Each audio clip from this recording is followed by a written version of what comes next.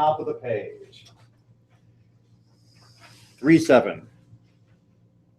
Actually, we just finished that, didn't we? We just finished 3-7, right? So 3-7 was the very end of the vanilla case, where the litigants have come, the judges have reached a verdict, and they are brought back in, and the judges say, so-and-so is guilty, or so-and-so is liable for such and such damages, and everyone has to shake and go home. And the judges are not allowed to talk about who voted for acquittal or guilt, or who voted for liability or non-liability.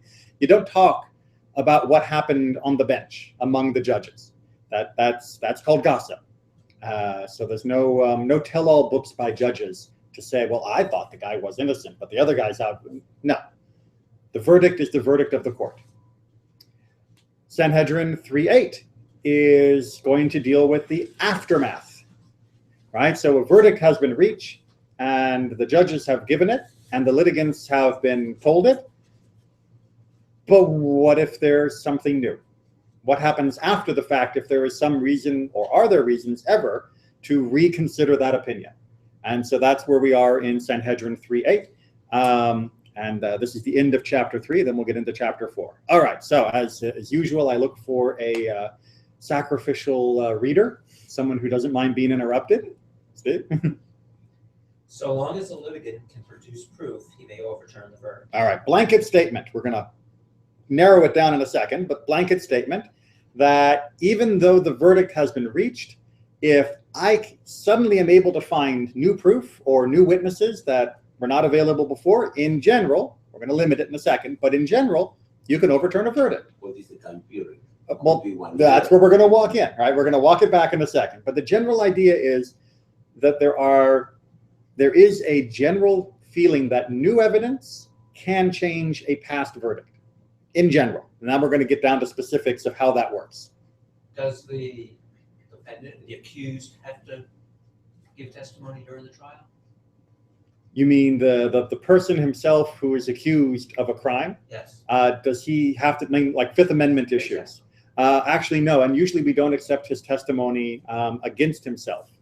Now, if you have two litigants that are arguing over a civil case, where it's not necessarily defendant and accuser, but just two guys who say this part of the property is mine, and the other guy says no, the property was over here, and they're arguing about where the river goes or something, then both of them will testify, well, my grandfather said this, or I have this document, or these are my witness. So yeah, if it's a civil case, both people talk. But in terms of a criminal case, did you murder him? We don't accept his own testimony to condemn himself. It's not a question of giving him rights. It's just we don't accept his testimony. He is just sits there, and we deal with all the witnesses and other evidence first. Okay, part 2. If they had said to him, bring all of the proofs that you have within 30 days, and he brought them within 30 days, the court may overturn the verdict. But if he brought any proof after 30 days, the court cannot reverse the verdict. All right, so but if the court sets a time limit, and the court might. So for example, if it is talking about the border between two people's property, and the court reaches a decision, they might say, if you can bring evidence before the next planting season, then we'll overturn the verdict. But if you can't, once that starts getting plowed and sown, we're going to call it whoever's owning it as owning it, and we're done. We're not going to reopen this 10 years from now because you found something. So the court is allowed to stipulate a certain time period in which they will entertain more evidence. Now, if you're thinking about courts of appeals for criminal cases, you should know that the verdicts are carried out with some haste. So, for example, if the verdict is that you're going to be flogged for something, you will be flogged that day. And there's no way to overturn a flogging. You can't take the lashes back. There are stipulations we will see when it comes to capital cases that right up to the point where the person is going to be executed, which again is not delayed, they can continue to reopen the case. New evidence can be brought there. They're constantly shouting as they walk down the road, does anybody know anything that might acquit this guy, before the execution takes place? And even the defendant in those cases can say, wait a minute, I have something new to say. And they'll go all the way back to the court and listen to what he has to say over and over. Why flogging must be immediately and it cannot right? Why? It just is. Huh? It just is. I mean, that it's, No, because why not apply also 13 days? Like what happened, like if they, why don't give opportunity to maybe some new evidence? Like why the rush to punish it? Like what's the difference between if you want to punish it between 1 day, 1 week, 1 month? right. So It's not the end of the world. the most solid evidence that they use for conviction is, of course, testimony, eyewitness testimony. I saw him, beating up this other guy. I saw him doing X, Y, and Z. That's not going to change in the meantime. Now, if you can bring evidence or claim to bring evidence regarding that those witnesses are lying, then yes, the court will delay. But once the court has reached its verdict, then it is true that you are guilty. And we sort of talked about this a little bit last week, that when the court reaches a verdict, it creates that new fact. It creates the truth of the situation. It collapses the quantum state, if you want to use fancy modern science talking, right? It's between yes and no. Once they speak, it is yes or it is no. And so if you are guilty, because the court has said you are, then why would we delay your punishment? So that's why the criminal punishments usually are carried out with some speed. They can make some stipulations, and they sometimes do, for long distance, well, this guy can prove I'm innocent, but he's on a trip and he won't be back for a month. They can delay the verdict. No problem. They can wait for the verdict. But once the verdict is rendered, that is true. Onward. Rabbi Shimon ben Gamaliel said, what could he have done that he did not find the proof within 30 days, but found it after 30 days? So Rabbi Shimon ben Gamaliel asks what we all say, which is, but what if he just couldn't find it in 30 days, but did find it in 31 days? I mean, really, there's a time limit on truth? That, it was lost in the mail, or it was a witness who was traveling overseas and then came back late. And, why should he be condemned just because his evidence came home late? And we're going to answer that question in a bit, but he's going to bring this up in a second. So we're going to do a group answer at the end of this Mishnah rather than trying to answer it here. So onward. If they said to him, bring witnesses, and he said, I have no witnesses, or if they said, bring proof, and he said, I have no proof, and he later found proof or witnesses, then they are totally invalid. All right, so this case, he himself stipulated, I've got none, right? Bring us some evidence. I have no evidence that this land is mine. Well, bring witnesses that the land is yours. I have no witnesses that this land is mine. No one ever heard us make a deal. No one ever witnessed me plowing the land. I've got no way to prove it other than it's my word. Okay, then you're done. And then the next day, someone shows up and says, oh yeah, I remember Grandpa Cohen always plowing that land. You're right, that was always been in your family. He rushes back to court and they say, no, you said yesterday you had none. He's like, boo. Well, actually read Rabban Shimon Gamliel says it on his behalf. He said, what could he have done that he did not know that he had witnesses, then found witnesses? Or that he did not know that he had proof, then found proof? Well, he thought he didn't have it, and then he found out he did. Why are you punishing him just because of his ignorance about what proof and witnesses were available for the situation? He didn't know. So you can't condemn him, or you can't make a condemnation or a ruling against him stick just because of his own lack of information. What's interesting is that the actual halacha, the actual law that goes into Jewish practice for most of the last 2,000 years, blends these two positions together. That is to say, between Shimon ben Gamliel and the other anonymous opinion of the Mishnah. And basically, if there is a good explanation that is acceptable to the judges about why the information came after the time they had set, or why he didn't know that he had this other proof, then they will accept it even after. But without an explanation, showing up with the magic surprise witness is problematic, which is what gets sort of put in on the table in part 4. If they said to him, bring witnesses, and he said, I have no witnesses, or if they said, bring proof, and he said, I have no proof, but when he saw that he was about to be found obligated, he said, come here, so-and-so and so-and-so, and testify for me. Or if he brought some proof from his wallet, then they are totally invalid. So we are really sorry, Mr. Cohen, but it does seem that this land probably belongs to your neighbor instead of you. So we reluctantly, wait, I just remembered in my back pocket, I do have evidence that this is mine. But you said you didn't. Well, yeah, but I didn't think you were going to rule against me. So what's the suspicion here? What are they worried about, the court? Why would they not accept last-minute evidence after he had said he had none? Or last-minute witnesses after he'd said he had none? What's wrong here? Come on. Like he's fabricating. Exactly. Thank you. This is classic, courtroom drama. He's making it up. And if you say you've got none and then you miraculously remember you've got some only when it looks like it's going against you, that really smells of fabrication. And that's what it's saying here. So producing magical testimony only at the last resort when it's going against you, which sounds like you were hedging your bets, hoping you wouldn't have to lie, but now that it looks like it's going against you, you're going to lie anyway? No, we're not accepting that. On the other hand, Jewish law does accept if you suddenly find out that there was a long-lost document that was stuck in the bottom of some chest in your attic, fine, there's a good reason why you didn't know it was there.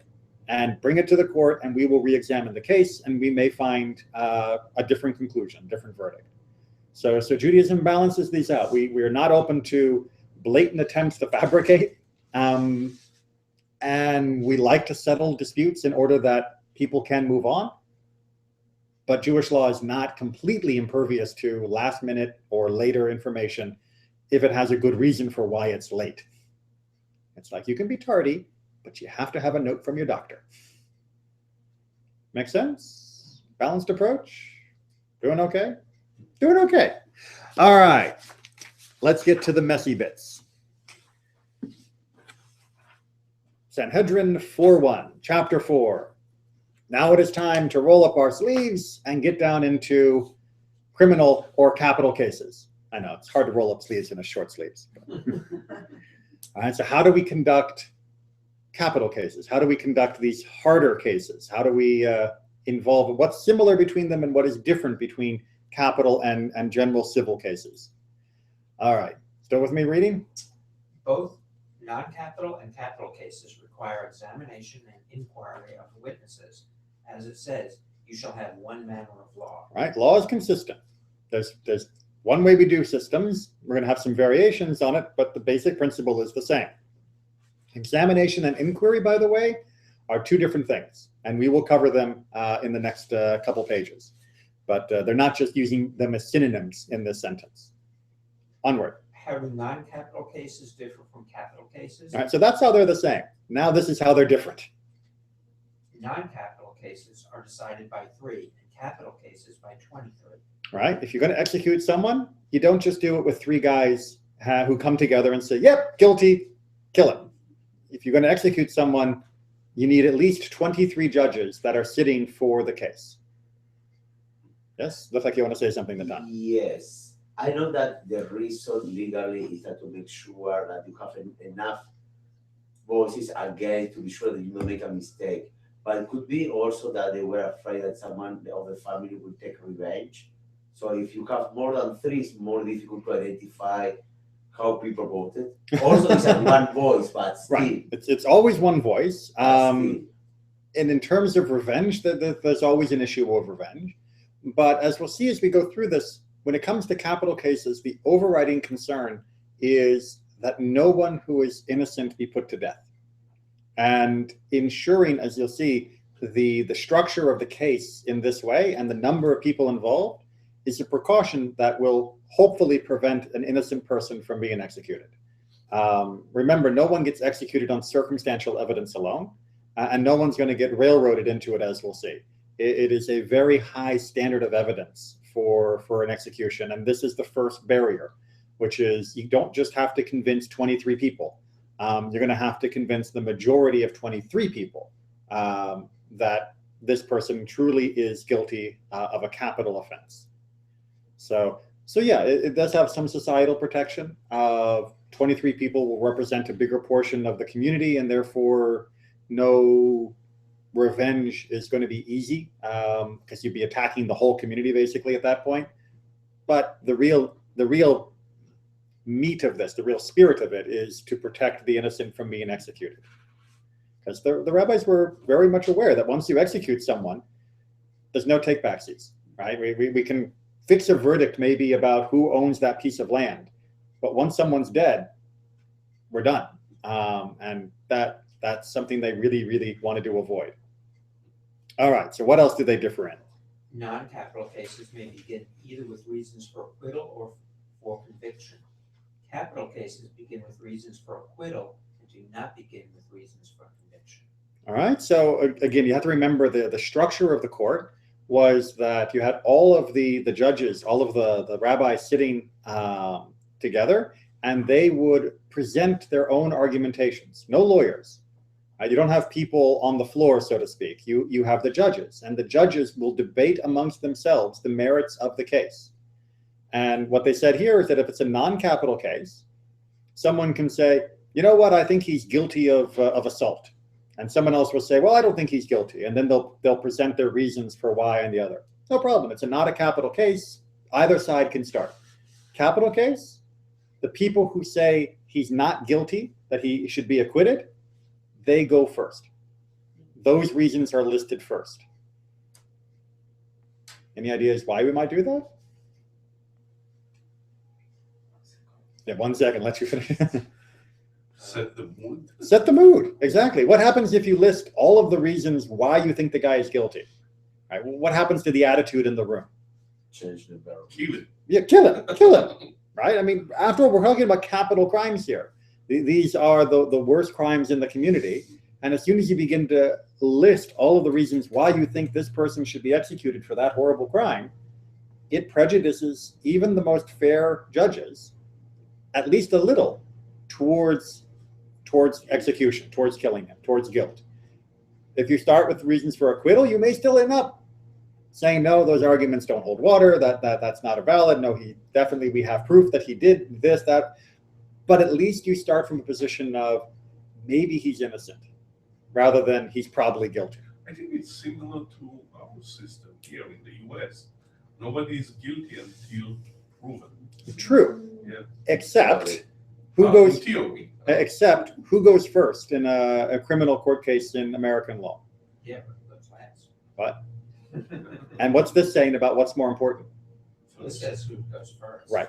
The prosecution goes first in American court cases, right? The prosecution establishes their case, and then the defense has to try and rebut it. They have to try and pull that case apart. And this is saying, no, it's not the prosecution's case who has to fall.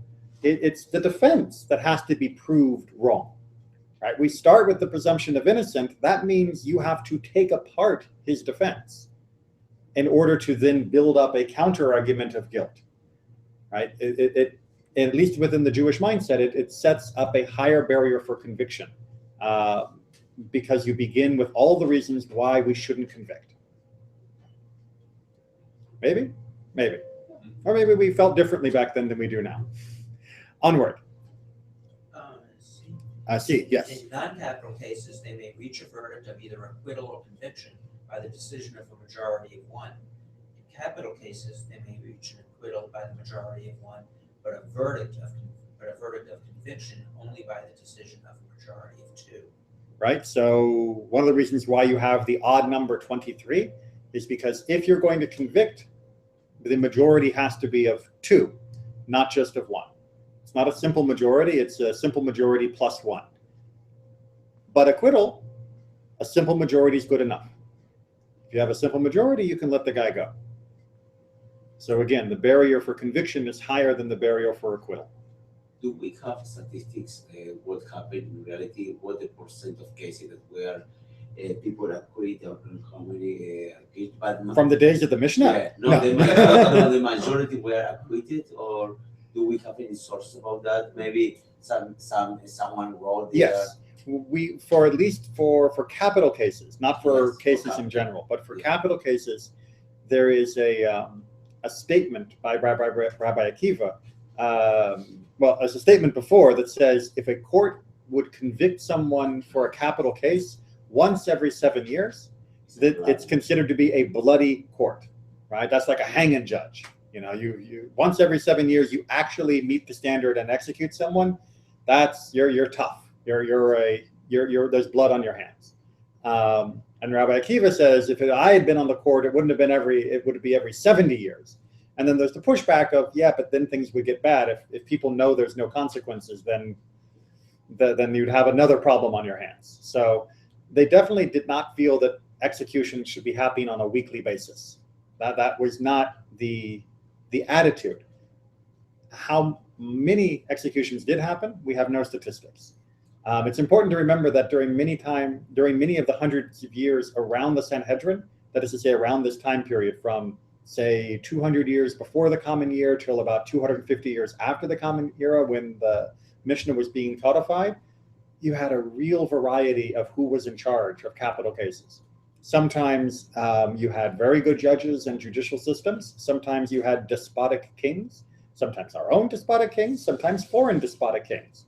You had different levels of Roman involvement where they would or wouldn't allow us to execute people. So it's really murky. Even if we were to say 100 people were executed last week, to know, well, were they executed by the Romans? Were they executed by Herod's judges? Were they executed by actually good and just judges? It's very, very murky from this time period. And then, of course, after this time period, there were only very erratic times when Jewish courts could carry out capital cases. For most of the last 2,000 years, we have not been able to, in most of the countries we've lived in, carry out capital cases in our own communities. I may have to defer to the math teacher, but with 23 people, you can't have a majority of 2. You can have a majority of more than 2, unless someone's abstaining. Can't have a majority. 13 to 10 Right. is 23. That's your majority of 3. How do you get a majority of 2 to add up to 23? Math teacher, hold on a second. So hold on, if I have 11 and 12, That's 1. that's a majority of 1, right? That's 23. That's a majority of 1 or whatever. Right. And if I move one of him to them, it becomes 10 and 13, which is 23, which is a majority of 3. I never did the math before. I'll have to look that up. On the plus side, you're at least beating the minimum requirement. Right. Yeah. Yeah, it's interesting. Thank you. Any calculus that fixes this? If you have half a person. Were there abstaining votes? We're going to get to abstaining in a Is that second. what that's allowing for? It might be, There but could still be a majority of 2 after 1 abstain. But in the we also learned if you have only 3 and 1 abstains, you got to replace the guy. right, and we're going to get to some more of that in this Mishnah. So we're gonna talk about adding more to the court if you can't come to a verdict. So why don't you keep reading and we'll get there. In non-capital cases, they may reverse a verdict either from conviction to acquittal or from acquittal to conviction. In capital cases, they may reverse a verdict from conviction to acquittal, but not from acquittal to conviction. So again, if someone shows up late with evidence that says this guy should be executed, if the verdict's already been reached that he's not going to be guilty, that verdict stands. It's much like what we call double jeopardy in American law, right? That you can't try somebody for the same crime twice. Whereas if the guy's on his way out to be executed and someone shows up with new evidence that will bring his acquittal, back to the courthouse we go and we open the trial again and we see what the evidence brings. So again, setting the bar higher for conviction than acquittal. Onward. In non-capital cases, all may argue in favor of conviction or of acquittal. In capital cases, all may argue in favor of acquittal, but not all may argue in favor of conviction. Everyone understand that? If all 23 judges say, I have a reason why he's guilty, and I think that we should convict him.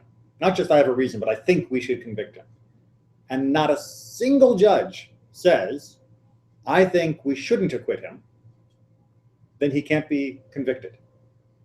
Somebody has to argue for acquittal. if you have unanimity on the court that he is absolutely guilty, everyone agrees, and no one is willing to argue on his behalf, then the court is considered to be wrong. Now, I know normally we would think that unanimity among Jews would be a miracle that would prove the person's guilt. Like, wow, everybody agrees? This is amazing. It's the first time ever in Jewish history. But that's exactly the point. If everybody agrees, then they're not doing their job.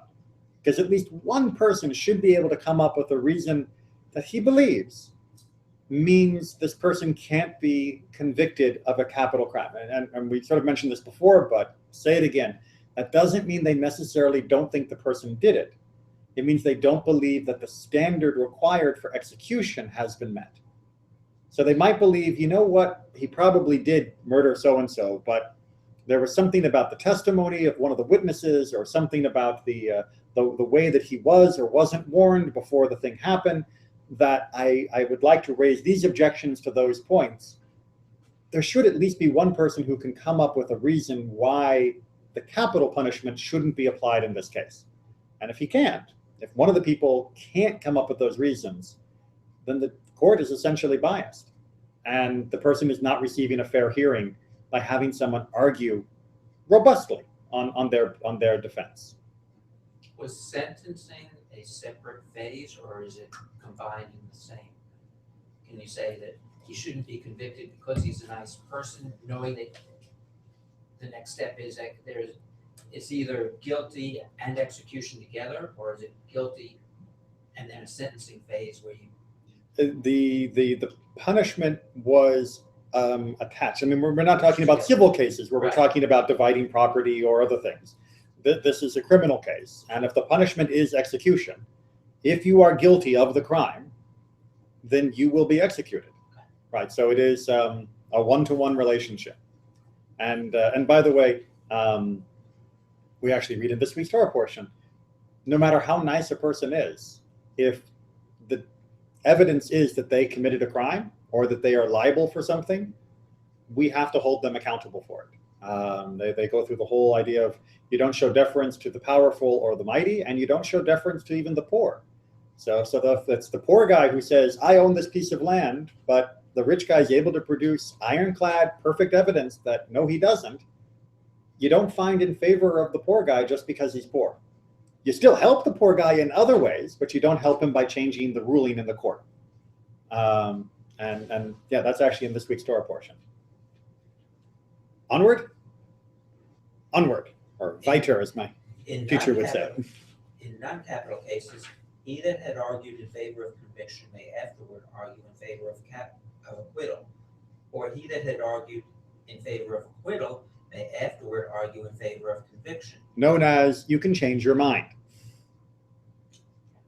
In capital cases, he that had argued in favor of conviction may afterward argue in favor of acquittal, but he that had argued in favor of acquittal cannot afterward argue in favor of conviction. And what happens if you are someone like me that want to analytically analyze both sides? Right. Well, I think that this person could be guilty for this reason, and maybe could be not guilty for this. Like do that in a very dry way analytically. What happened here? That's called presenting reasons, right? So arguing for or against means you have taken a position and you are now systematically trying to present that position as the correct one. Presenting reasons, you're allowed to present reasons. Well, what about this? Or what about that? Well, what about this? But you haven't taken a position yet. You haven't taken a stand yet. And again, in capital cases, you have to start all of those with all of the ones that would say this person should be acquitted, that they're not liable for the act. But once you have taken a position of, I think that we should acquit, you're not allowed to then say, you know what, I think we shouldn't, and here are the reasons. You can change your mind when you vote for acquittal or guilt, but you can't engage in the argument on the side of conviction. Right? So when it comes time to all those in favor of finding him guilty, raise your hand. You can raise your hand even if you'd begun arguing for acquittal. But you can't undermine the argument for acquittal by showing why you changed your mind.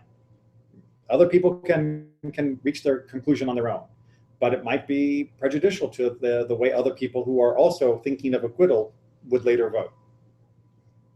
That's not a way that make people more, I would say, concerned, more careful to express their opinion.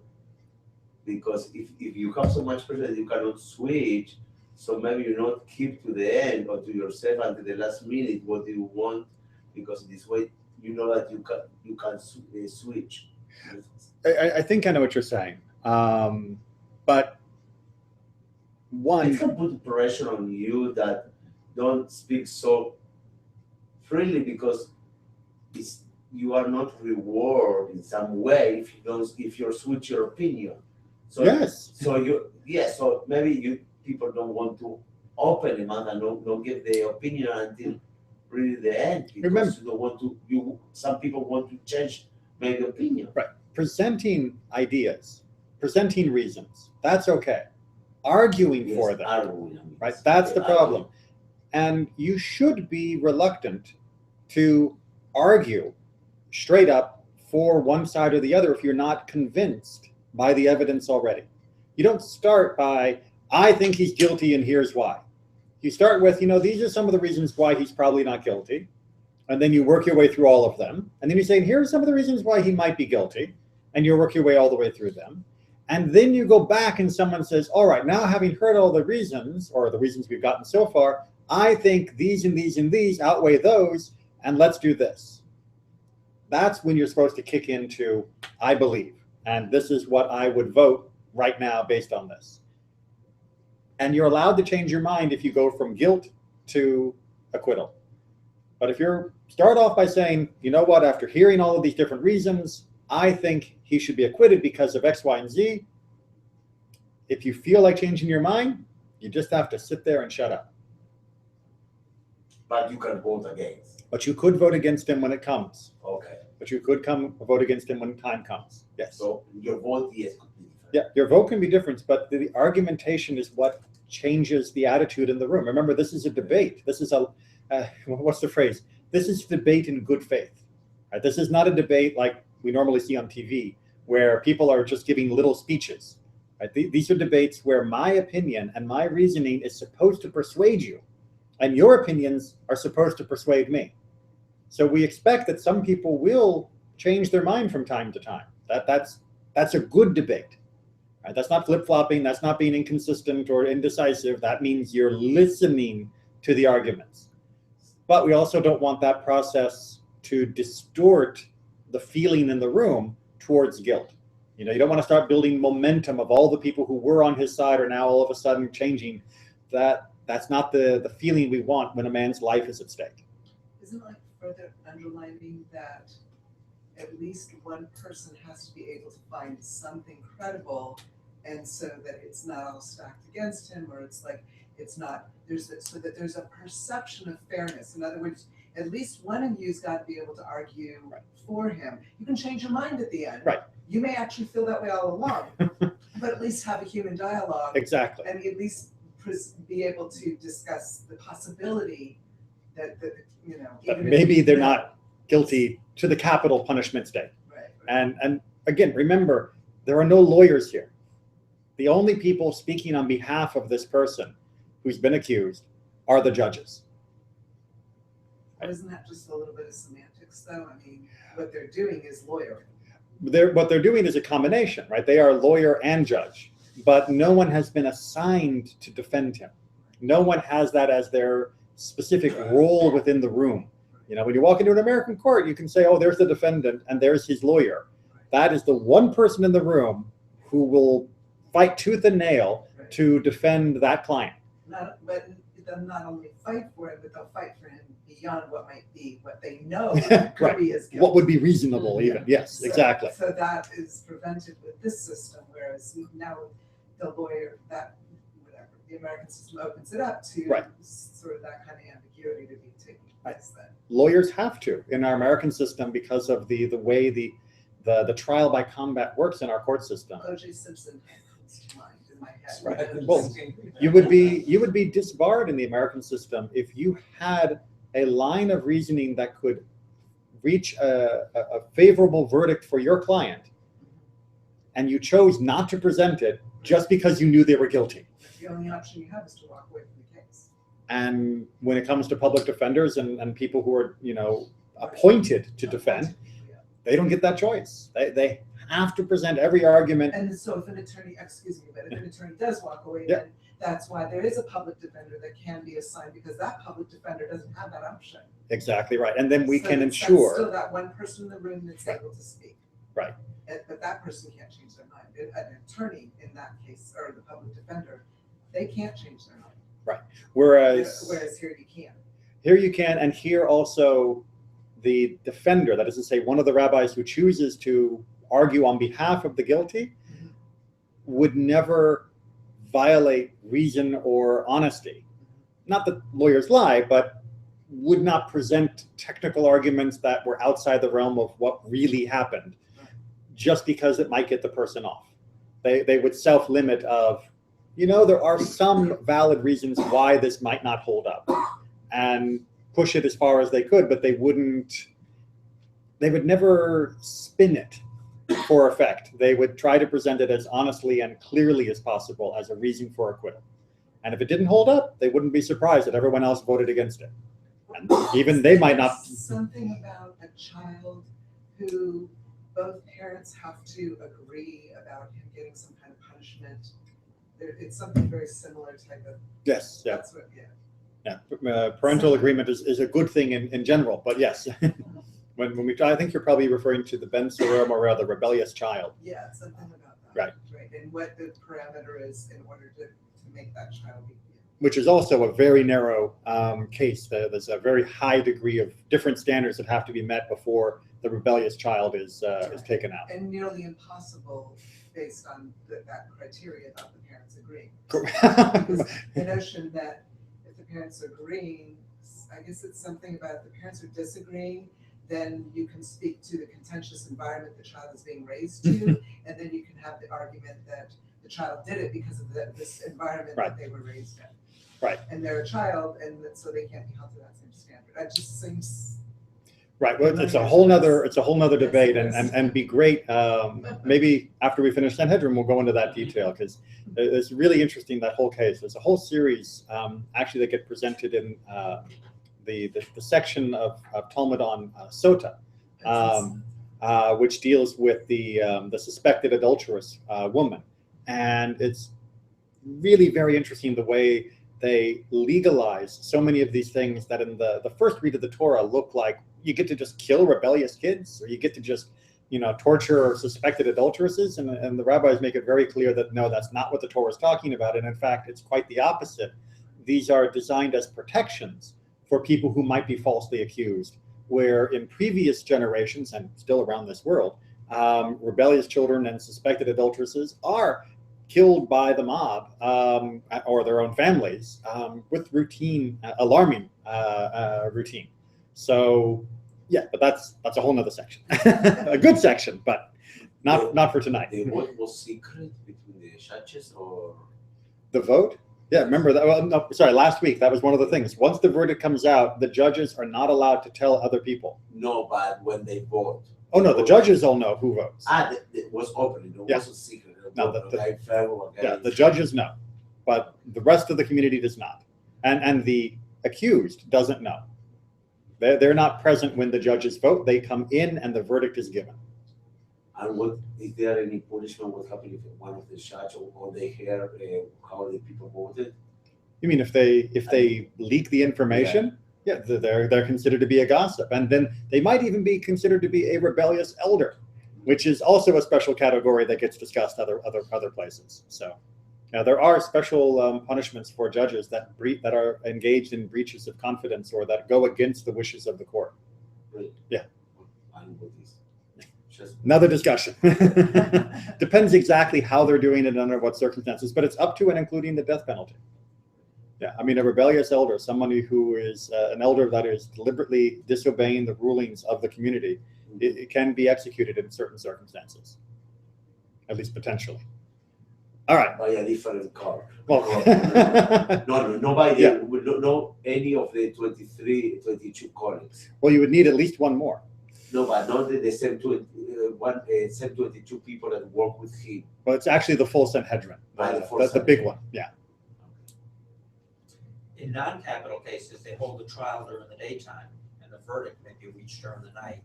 In capital cases, they hold the trial during the daytime, and the verdict also must be reached during the daytime. You don't do secret nighttime trials. It just looks bad. And also you are fresh. You're not exhausted. Well, that's what's going to come in Part H. Keep reading. In non-capital cases, the verdict, whether of acquittal or of conviction, may be reached the same day. In capital cases, a verdict of acquittal may be reached on the same day, but a verdict of conviction not until the following day. Right? Meaning you start the trial and you get to the end of all the discussion of what the evidence is. And remember, they did not have as much evidence to consider as we do. They didn't have DNA analysis. They didn't have fingerprint analysis. They didn't have security cam footage to examine or psychological testimony that they had. Did you see him do it? Did you see him do it? What was going on? Who said what to whom? Where were you standing? Where was he standing? What did it look like? What did it look like? That was it. And so you didn't need the O.J. Simpson trial length of discussion. But even if you could go through all the witnesses and examine them on one day, you didn't vote for your verdict on the same day that you had the trial. You had to wait at least until the next day. Sleep on this. Sleep on this. Actually, even more than that, we're going to see in the next page. Therefore, trials may not be held on the eve of a Sabbath or on the eve of a festival. Because then you would have to delay until after Shabbat.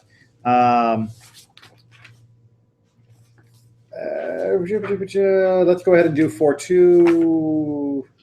Yeah, I think we can do 4.2 and 4.3 tonight because we started late because of our digression, and these two we should be able to pop right out. In non-capital cases and those concerning uncleanness and cleanness, That is to say, ritual purity and impurity. the judges declare their opinion, beginning from the eldest, but in capital cases, they begin from them that sit at the side. Which means the most junior judges, the most junior of the rabbis that are on the Beit Din, right? Any idea why?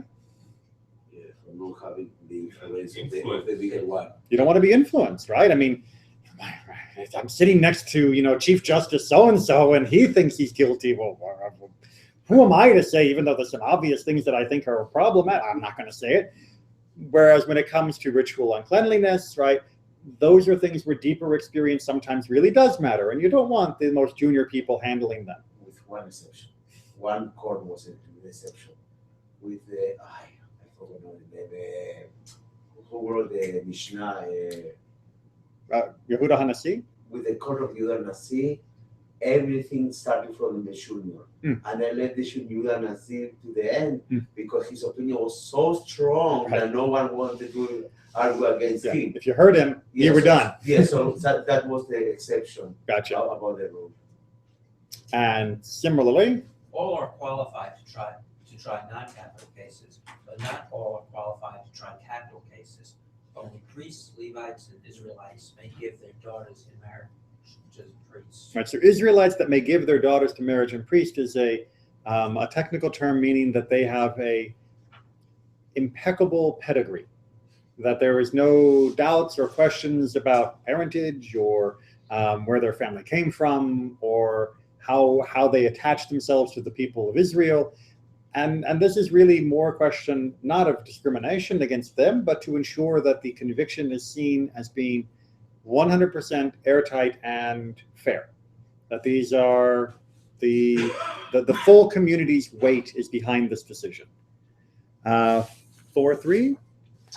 The Sanhedrin was arranged like the half of a round threshing floor so that they all might see one another. Before them, We understand the visual, right? So you're like that, and people are seated around the perimeter so that everyone can see everyone. This is not like a Supreme Court bench where it's horizontal in a straight line, and so I don't see you and you don't see me unless I'm twisting around. This is, we're in this together, guys, and I'm looking at you and you're looking at me when we're involved in this. before them stood the two scribes of the judges, one to the right and one to the left, and they They wrote down the words of them that favored acquittal and the words of them that favored conviction. Right? So these are stenographers, right? And so you got one guy over here who's writing down everybody who talks about acquittal. He's writing down all the arguments, all the positions, all the reasons for acquittal. Without the names. No, with the names. With the name for the judges that they Because we need to remember who voted yes, who was arguing yesterday for acquittal or conviction, so that today they don't change their opinion. Okay. Right? So yeah, you got, Rabbi, Yossi said this, and Rabbi Akiva said that, and and you have one guy who his whole job is just writing down the acquittal stuff. So the least he will be the guilty one. And this guy is writing down everything that's for conviction. Although Rabbi Yehuda has a slightly different version. It says there were three. Mhm. One wrote down the words of them. Three scribes, basically. Okay. One wrote down the words of them that favored acquittal, and one wrote down the words of them that favored conviction. And the third wrote down the words of both them that favored acquittal and them that favored conviction. Right? So there was one guy who was writing everything down. And basically by doing that, what you end up with is double copies of everything. Right? You've got 2 copies of the acquittal material and 2 copies of the conviction material. And that way you can compare and check and make sure that it was right. Remembering that the foundation of Jewish law is precedent. Right? The way that they were making these decisions, the reasons they were presenting, this is what was used to train the next generation of judges. This is what was used to help decide the new cases that would come after this better and better. So having an accurate record for study and for understanding was a very important part of Jewish tradition. The Mishnah is the distillation of all of that into simple, relatively speaking, simple statements and policies to follow. But the vast majority of Jewish law, of pages that have been filled with ink over the centuries, have been filled with the details of the trials and the decisions and the reasoning that was put behind them. That's the bulk of what we have spent our literary efforts on for the last 2,000 years, was the details, all of the nitty-gritty of what made this decision right for this case. And that's a very important thing to hold on to. And I think we just can squeeze out 4-4.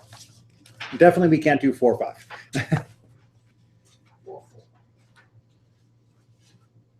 And this gets to our question of what do we do for moving people around?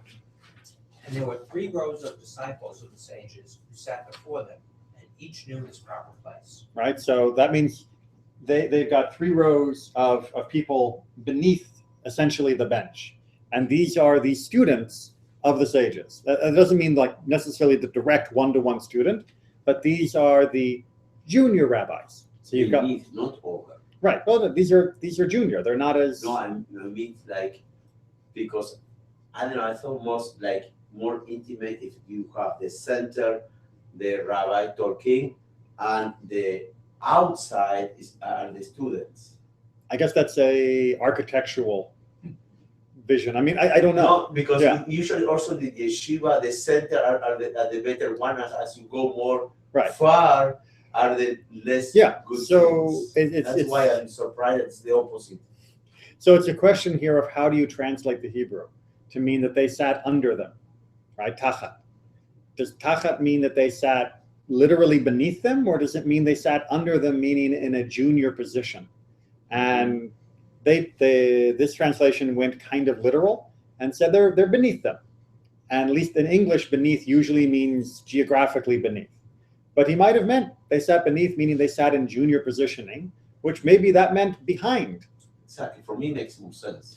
The important thing to understand here is that as this body is making its decision, there are 3 rows of junior judges that are watching and learning and following how this is done.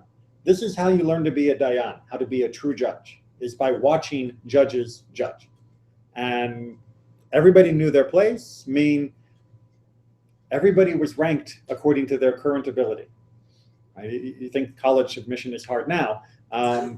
Where you were sitting was exactly where you were in the pecking order of merit, of how scholarly you were. And so everybody knew who was next to be a judge, who would step in. Does the tachat thought you can also translate as in place of. Yes. And that's actually the next line reading ahead that's actually speaking to that, because as one has to go, this one has to be tachat in place of that way. Exactly, right? So tacha can also mean that. In place of instead of the underneath that. Exactly. So as potential stand-ins might be another way to put it in English, just not as brief. It's the trouble. Hebrew is very brief, English not so much. So let's see what happens if we get to If they part 2. needed to appoint another as a judge, they appointed him from the first row, and one from the second row came into the first row, and one from the third row came into the second row, and they chose another from the congregation and set him in the third row. All right, so everybody move up. Right, we needed to, remember, to work with our majority thing before. We need to appoint another judge. You there at the top of the class. Up you come. You're going to be part of the case. Now, he's been listening to the whole case up to this point, so he knows the facts. He's listened to the evidence. He can then join in the process and vote meaningfully in the verdict. And then everyone else moves up. And if you have to more, you do more. And everybody is continuing this process. But He did not sit in the place of the former, but he sat in the place that was proper for him. right, so remember, they're all ranked so that you've got your number 1 judge over here and your number 23 judge over here. And let's imagine, this is not to scale, but judge number 15 is sick, right? He's caught the camel flu or whatever it is. So judge number 15, he can't be here for the trial. You don't bring in the junior judge and stick him in number 15 chair. You bring in the junior judge and put him in 23, and everybody else moves up to fill in the gap. Just because you're standing in for number 15 doesn't mean you're no 15. You still got to know you are most junior on this process, which, as we see, matters. Right? The most junior in capital cases are the ones who argue first. Right? So we're going to put him down here so that he can go first and presenting his views. If we put him in number 15, then he would have to wait to go, and then he might be intimidated by the others. And also, it's important for him to know he's still junior. Good? Be in his place. Well, you know, in a strict meritocracy that believed that justice was best pursued by the people who had demonstrated the best ability to understand the law and the proper execution of the law, you want people to understand that their advancement depends entirely upon their skill, not upon their status, not upon their ability to get votes, not upon their ability for anything else other than how well do you know the law and how well can you apply it. So using that as your yardstick. What's that? So seniority also, so a younger person could be more knowledgeable than a Yes, elder? it could skip seniority as well. And in fact, there are stories in the Talmud where they do talk about people who were extremely junior, sometimes just like 18 years old, being appointed to the top because they simply were the most outstanding person of their generation. And you appoint them as outstanding. Now, they also debate in that same position. And how are the other people going to feel when this most junior person, and he ends up going Snow White. And so when he comes back in the next day, and in one night he goes gray, and he comes back in the next day and people say, okay, now it looks like he has got enough experience, enough age. He's taking it seriously enough. If it scared him white overnight, the idea of being the head of this, then he is he's not a callow youth. He is indeed fit for this position. Yes, a lot of interesting. The Mishnah doesn't give us a lot of the backstories and digressions like the Talmud does. It sort of cuts to the chase, but there's a lot of side material on all of these points if you read the full Talmud discussions. Very good material. All right, that will take us through for tonight. Next Wednesday, class